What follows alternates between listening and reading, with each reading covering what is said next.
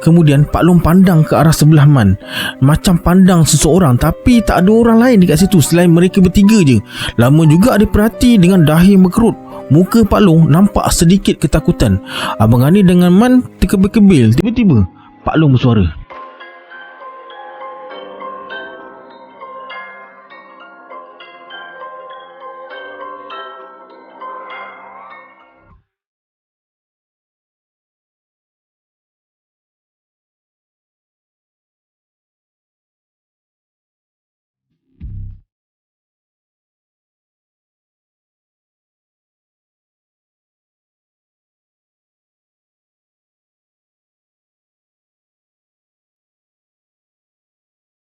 A'udzubillahi minasyaitonirrajim. Bismillahirrahmanirrahim. Assalamualaikum semua, kembali lagi bersama saya Syarul. Terima kasih sebab dah klik video ni. Semoga yang menonton video ni ditambahkan rezeki dan dipermudahkan urusan dunia dan akhirat. Okey, dalam video kali ni saya akan kongsikan kisah kadam keris pusaka yang ditulis oleh Abang Gani. Cerita ni mengisahkan Abang Gani dengan kawan dia bernama Man pergi menurun nombor ekor dengan keris pusaka keluarga Abang Gani ni bernama Tok Gok. Nak tahu kisah dia macam mana? Tonton video ni sampai habis. Yang belum subscribe, sila subscribe sekarang dan tekan notification bell sekali. Pada yang nak join grup Telegram saya letakkan link dekat bawah. Macam biasa, sebelum saya mulakan, jom kita baca selawat dulu. Sallallahu Rabbuna ala nuril mubin Ahmad al-Mustafa Sayyidil Mursalin. Sallallahu Rabbuna ala nuril mubin Ahmad al-Mustafa Sayyidil Mursalin. Sallallahu Rabbuna ala nuril mubin Ahmad al-Mustafa Sayyidil Mursalin. Tanpa membuang masa lagi, jom let's jump to Rabak Seram.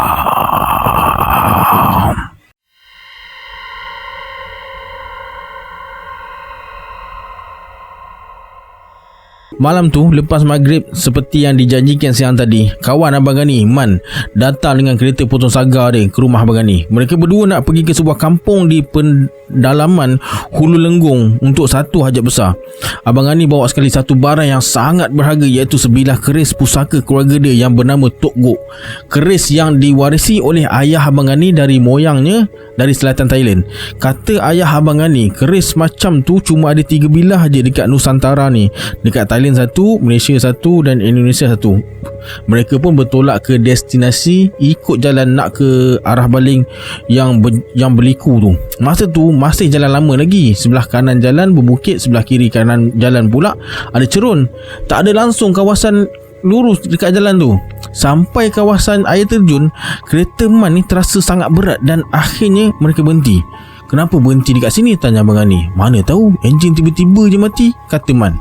Kemudian Man buka bonet depan, ambil lampu suluh, ambil spana hidup dan keluar untuk periksa enjin. Abang Gani cuma tunggu dalam kereta. Suasana agak sepi, tak ada langsung kenderaan yang lalu masa tu. Tiba-tiba kedengaran bunyi benda menggelepar dekat cushion belakang. Abang Gani toleh ke belakang. Tak nampak apa-apa, gelap je. Abang Gani rasa bunyi tu datang dari beg yang berisi keris yang dia bawa tu. Bunyi macam plastik sampah yang diselongkar tikus. Abang Gani suluh dengan kereta. Tak. Memang beg tu kelihatan bergerak-gerak. Berderau darah Abang Gani. Cepat-cepat dia keluar dari kereta. Man masih periksa enjin kereta dulu lagi. Tak lama lepas tu Abang Gani rasa macam nak terkencing tau. Dia pun terus pergi dekat tepi jalan. Lepas buang air tu, Abang Gani tulis semula dekat kereta. Dia nampak satu lembaga manusia bertubuh tegap dan tinggi, pakai pakaian macam pendekar, siap dengan samping dan tanjak, tengah renung ke arah dia. Walaupun gelap, lembaga tu kelihatan agak jelas. Mukanya nampak masam dan matanya kemerahan. Abang Gani terpaku, jantung berdegup kencang. Man bersuara, buat apa tercegat dekat situ? Try start tengok. Serentak dengan tu, bayangan lembaga tu pun gaib. Abang Gani pergi ke kereta dan cuba hidupkan enjin beberapa kali dan akhirnya hidup. Man tutup bonet dan masuk ke dalam kereta semula. Dalam perjalanan tu, Abang Gani diam je, masih terkejut dengan kelibat lembaga yang dia nampak tadi. Kereta Man bergerak perlahan meredah gelap malam di jalan berliku tu. Sesekali mereka berselisih dengan lori-lori barang yang nak ke Thailand. Lebih kurang pukul 10 malam, mereka sampai dekat simpang untuk ke kampung tu. Ikut jalan tanah merah yang berlopak. Dekat kiri kanan jalan ada kebun-kebun getah dan belukar. Cuma sesekali terjumpa rumah-rumah penduduk dekat situ. Tak ada lampu jalan menjadikan kawasan tu gelap dan agak menyeramkan. Hampir setengah jam mereka pun sampai ke rumah yang dituju. Sebuah rumah papan sederhana besar yang kelihatan agak usang. Man berhenti kereta dekat pokok bunga kertas depan laman rumah. Kemudian Abang Ani bagi salam. Kedengaran suara menjawab salam dan pintu terbuka.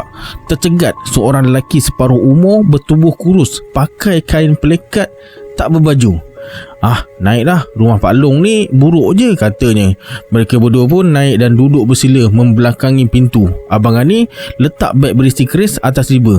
Pak Long tu tinggal seorang je. Isterinya dah meninggal dan anak-anaknya semua dah berkahwin dan tinggal dengan keluarga masing-masing. Bawa barang apa? Tanya Pak Long. Abang Ani segera keluarkan keris dan hulurkan padanya. Pak Long membelik-beliklah keris tersebut. Keris beluk 7 berhulu kayu warna hitam berbentuk kepala burung, tapi paruhnya macam belalai gajah. Matanya agak besar dan menyeramkan. Tiba-tiba wajah Pak Long berubah. Dahinya berkerut dan berpeluh. Pak Long bersuara, "Siapa punya keris ni?" "Asal hak moyang saya. Sekarang bapak saya yang jaga." Kemudian Pak Long pandang ke arah sebelah Man, macam pandang seseorang, tapi tak ada orang lain dekat situ selain mereka bertiga je.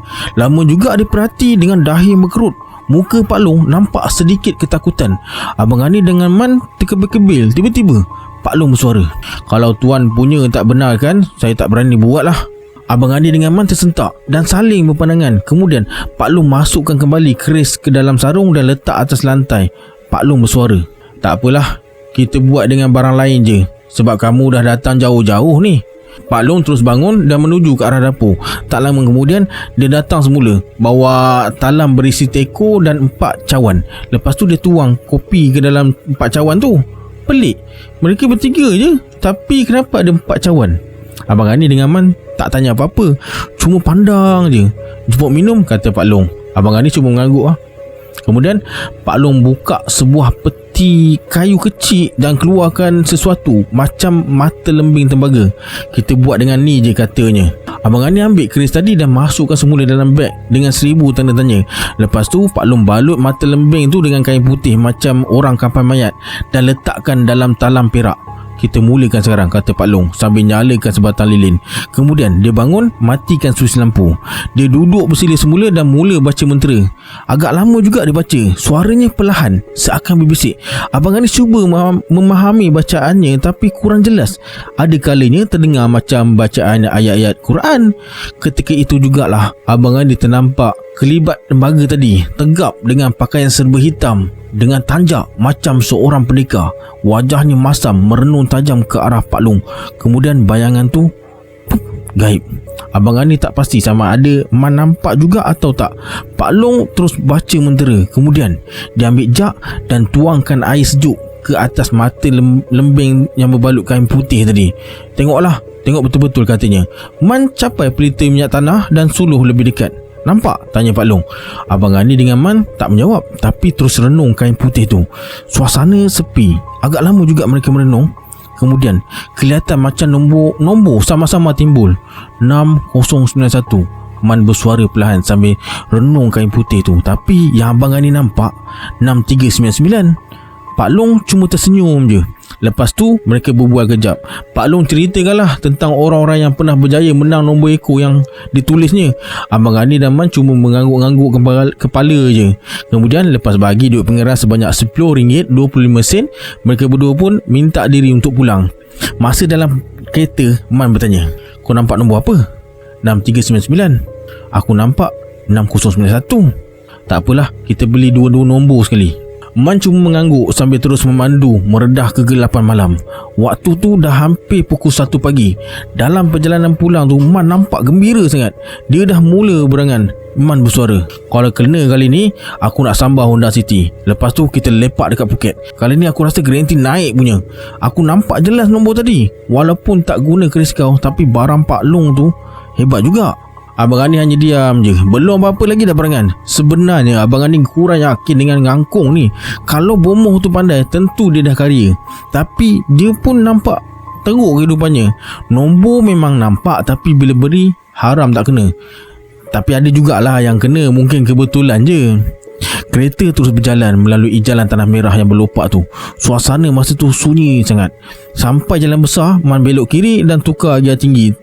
Kereta tu terasa berat. Kelihatan lampu dari kereta dekat belakang memantul pada cermin pandang belakang. Man jelin cermin pandang belakang tu dan tiba-tiba wajahnya berubah dan kelihatan pucat. Kereta dari belakang memotong dengan laju.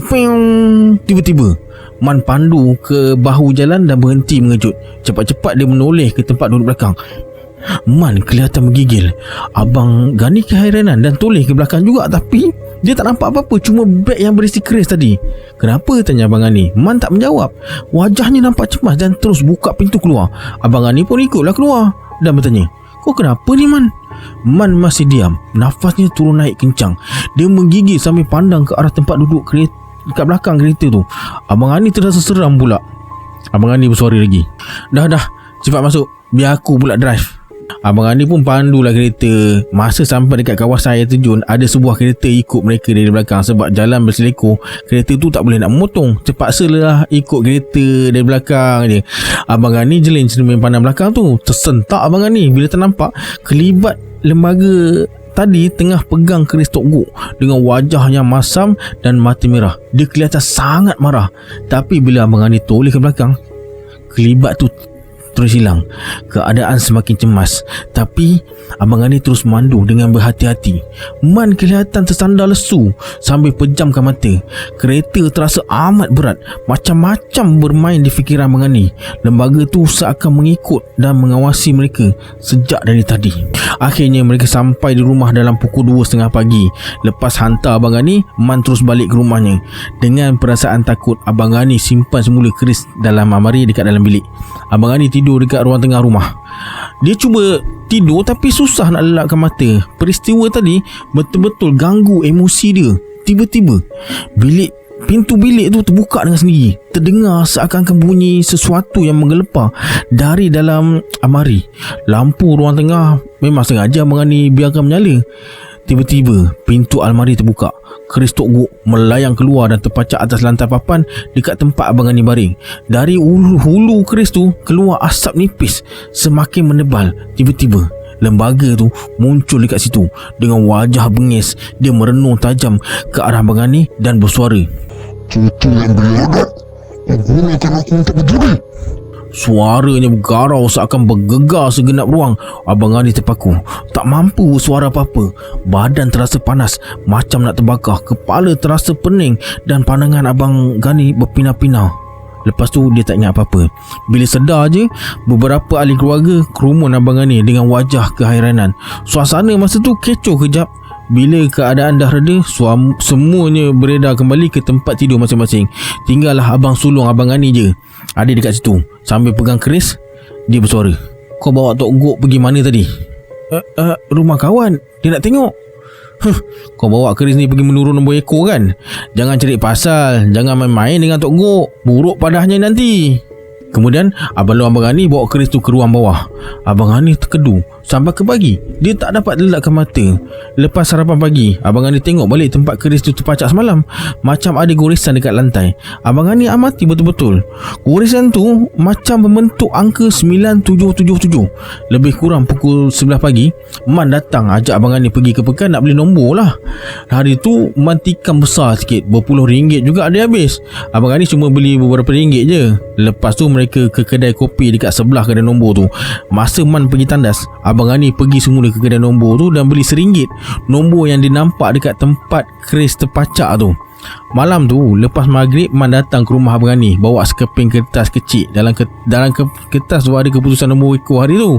Man bersuara, "Aduh, Miss mata lah. Kalau tak, kita kena hadiah kedua dan ketiga. Nombor 2 kita ambil 6091. Dia naik 6093. Nombor 3 kita ambil 6399.